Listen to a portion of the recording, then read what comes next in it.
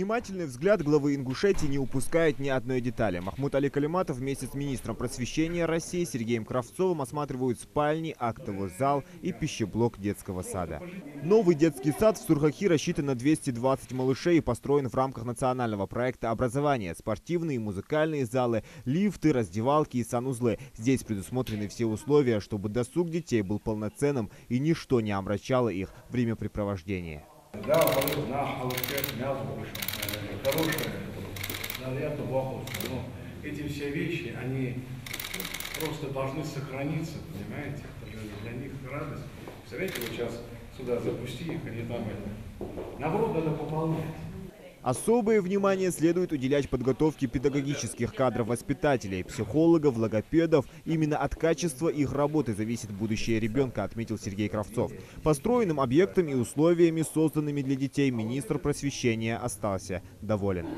Детский сад открыл свои двери. Это действительно должен быть праздник. Это будет праздник для людей, для тех, кто живет здесь. Потому что, конечно, очень много зависит от того, как организован и воспитательный, и процесс развития ребенка в детском саду. Для нас это очень важно. Если вот такие детские сады будут, во-первых, здесь зарождается как раз та реальная жизнь с малолетства, тем более до 7 лет. И я думаю, что когда они будут уже в школу, в первый класс идти, они будут очень хорошо подготовлены. Тем более в таких условиях. Просто зависть берет. Вот. Поэтому удачи вам, всего самого наилучшего. Я думаю, что то внимание, которое министерство уделяет России, и лично министр сегодня здесь присутствует, это для нас почетно и ответственно. И это налагает большие обязанности и обязательства на нас. Потому что, представляете, вот сейчас в селе Сурхахи, Назрановского района, такая великолепная, современная, хоть в столице любого государства, такую вот редко найдешь, понимаете? Вот в чем вопрос-то. Поэтому я думаю, что надо ценить то, что есть, беречь все, что есть.